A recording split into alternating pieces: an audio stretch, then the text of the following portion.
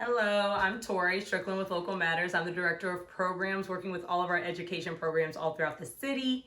And today I'm showing you what we're cooking in our kitchen for dinner. My daughter is working the camera, and so I'm going to show her and you how we're going to make our food today. So I have a lot of leftover vegetables from last week that I'm going to be using. I'm trying to get through all my fresh vegetables as we're all sitting at home potentially cooking all the time, or maybe you're supporting some local businesses and also still eating out, which is still a great thing to do nowadays. But I'm moving through some fresh produce. I don't want to have a lot of food waste, so you'll see some things that I'm working with today. And I also have some frozen vegetables that I'm getting into today, just because I don't have as many fresh things on hand that maybe are the flavors that I want. So I'm mixing that up. So I have my pan cooking here. Today we're going to make a vegetable frittata.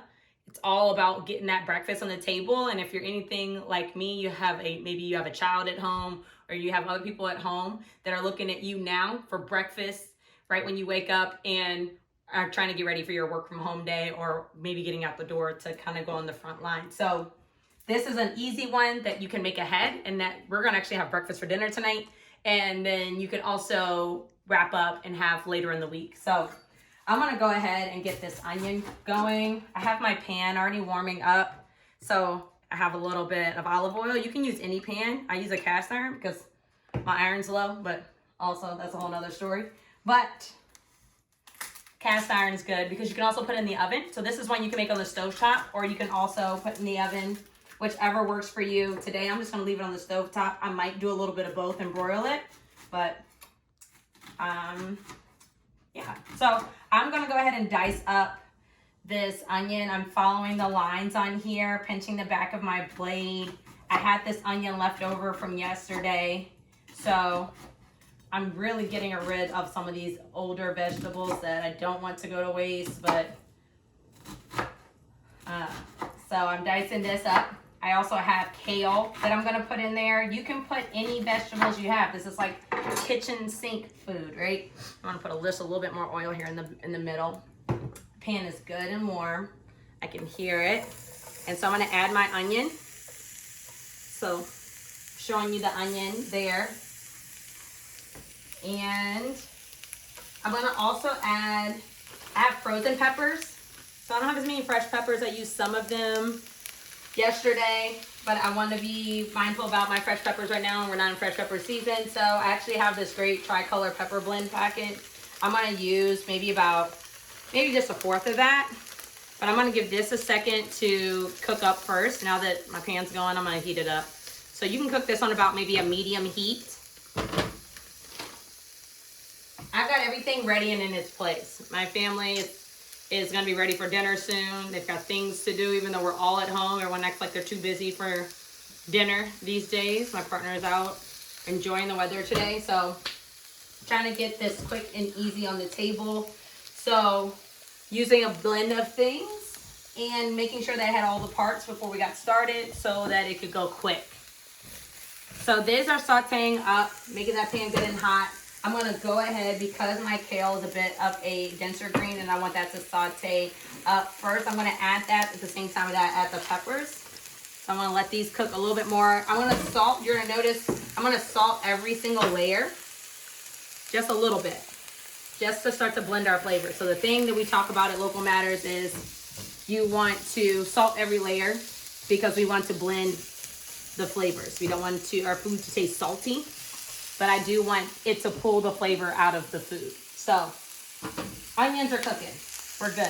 I also have zucchini that I needed to use. I don't know what I chopped it up from, but I have some really weirdly just kind of partly started zucchini that I don't want to go bad. Zucchini cooks pretty quick, so I'm going to add it along with my peppers. Give it some texture. And I'm also going to add it with my kale. All right. And like I said, you're going to notice I'm going to make a whole pan of this. There's a family of 3. We're definitely not going to eat a whole pan of egg tonight. That's not what's going to happen. But it's going to be one that I'll show you how we're going to plan to use those leftovers. So I'm recklessly putting my hand in there, but use your spatula, of course. Like I said, I'm salting every layer, not a ton, just a little bit to get those flavors to sweat. I'm gonna go ahead, now that the onions are nice and translucent, there's even some onions in here. I'm just gonna add about 1/4 of this pack. Nothing too crazy. I got some kale I'm gonna add in here too. Just depends on how veggie heavy you want it to be. I'm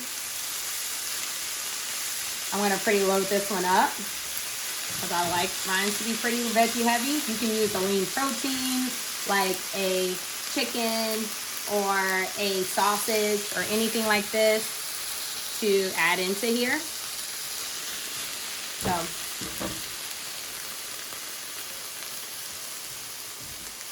get on me. So we're gonna now add our kale. So I use this bag kale because I had it left over from a soup that I made, good old Glory. And Glory is going bad. So Glory's got to get all up in this pan. So this looks like a ton of kale. My pan's going to look super crowded. I'm just going to recklessly dump it in there. But that's because it's going to cook down so much. And it's going to be like I never added anything. I'm definitely also going to add a little bit of salt to that kale layer. Even though these have the stems in there, they're going to cook down so much I'm not really concerned about it. So getting that all mixed up, getting that to that heat, let it saute down. And literally, once that's all sauteed down, I'm going to add my garlic. I'm going to put a little jalapeno in there, just add a little kick onto it. I know my daughter's going to love it. The only seasoning I'm going to add is as far as the salt, because I'm going to add the seasoning to my egg blend, which we're going to look at here in a second. So this is doing good. I don't need to mess with that too much. It's doing good. All right. So now we have our eggs. I've already cracked all my eggs. I know eggs are a hot commodity right now. And so you're probably looking at me saying, why would I use a whole dozen of eggs? So you can use anywhere from 8 to 12 eggs, depending on how thick you want your frittata, how many people you're trying to feed. I used a whole dozen because, like I said, I'm not just thinking about tonight. I'm thinking about tomorrow when people are going to be looking at me wondering what's for breakfast. These are going to not only make dinner for tonight, but also some quick and easy burritos in the morning. So I'm going to go ahead and whisk this up. And we're going to add our blends to it. So we're just using basil, oregano, and thyme. This is your magic frittata blend. I make frittatas all the time. Make them for dinner, make them for breakfast. I use different vegetables. I use the same blend. Blows people's mind every single time. So we're gonna use about a 1/2 teaspoon of each one. It's an equal portion. So if you want more flavor, great. If you want less flavor, I don't know who would want that, but great. You can do that too. So I'm gonna use oregano. I'm gonna turn this down to a medium. Seriously, you can go ahead and show them that kale. So you can see how much is cooked down. And the thyme. And here's a little bit of basil. I'm going to add the same amount of salt into here. And a little bit of pepper. I'm going to go off camera here for a second. I'm going to go a little bit of pepper here. And that I'm just going to do to taste. I'm not a big, huge pepper person. So I just add it and I add my spices. And there's in there. And I've already also gone in and shredded my cheese. So I'm going to add that to our egg mixture as well. So while all that is cooking, now that all that's pretty much cooked down, it's looking good. It's looking colorful. Excited about that. It's getting a little sticky. My pan isn't the most seasoned thing on the planet, I'll tell you that. But here we are. So before I go ahead and add that, I'm just going to put a little bit of extra olive oil in there just to know, because I'm about to cook this frittata. So I'm going to turn the heat down, add my jalapeno. So I don't want it to be crazy spicy, but I do want it to have some sort of kick to it. So I'm adding it last. The longer you cook the jalapeno, the hotter it's going to get. So I'm going to mix that all together. Then I'm also going to add garlic. Maybe you have fresh garlic. I have what I call cheap garlic. Cheap garlic is the stuff that comes in the jar. So I use a little bit more of it because I have a mixture of fresh and canned and jarred things because It's always handy, but then especially the times that we're in right now, I just have things maybe I don't keep on in hand as much, and cheap garlic is one of those, so using it up. So there's garlic. Right when you smell it, boom, it's ready to cook. All right, you're ready to move on to the next step. So our egg mixture is ready. This is looking fun. It's looking cute. It's looking pretty. And we're gonna add this, and that's it. We're gonna add our egg mixture, and that's it. So I'm gonna pour that evenly over the top here. I'm gonna put that there, but I'm also gonna move my spatula at the same time because no one wants salmonella. All right, so I'm gonna pour that over the top.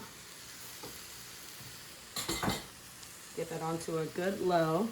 And then I'm just gonna flatten it out. All right, so we're gonna make it nice and even. Look how pretty it is. You can get some of your red peppers in there to make it nice and pretty. And that's it. I'm gonna go ahead and let that cook. And that's it. Takes about 15 minutes once it's on the stove to cook. Like I said, you could put it in the oven. I do have my oven preheated in case I decided to, just so I have some options. I'm actually just gonna use a lid and put it on there.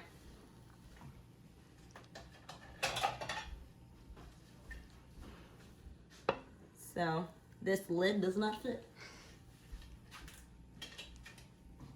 Maybe it's this one. I don't really know. Oh, that's a better one. All right, I'm just gonna put it on the, okay. I'm gonna put it on there, let it chill, let it hang out. That's a frittata. It's basically an egg pie. It's kind of like a quiche without the cream or without the crust, without the worry, without the fuss. It's done. So it's gonna cook. I have this whole pan. We may eat half of it. So when it's done, I'm gonna just wrap it up in some of these tortillas with whatever's left over and put them in the freezer, and they become easy breakfast burritos in the morning for my family. So that is what we're gonna do today. That is how you make a frittata. So quick, so easy. A little breakfast for dinner, a little Brenner. I'm gonna also roast up with some potatoes. You can have it with some of those pancakes that Adam cooked the other day with little Nina. So check out that video. Thanks for joining mine. Like I said, my name is Tori. I'm the Director of Programs at Local Matters. Check out how you can support us by going to local-matters.org. Goodness gracious. local-matters.org. Check out how you can support us, how you can stay in touch with our work, how you can cook with us in the kitchen once we kind of all come out of our houses and back and building and around the table and connecting over food. My name is Tori. Thank you so much. Have fun cooking in your kitchen. We'll see you soon. All right, real quick, this is my finished product. All done. I'm gonna sprinkle a little cilantro on top because I just have some, so not necessary. And we're gonna serve it with a little salsa, but just wanted to show you my finished product. Tag us, show us your finished product. If you make frittata, you make anything that we make, show us what you got.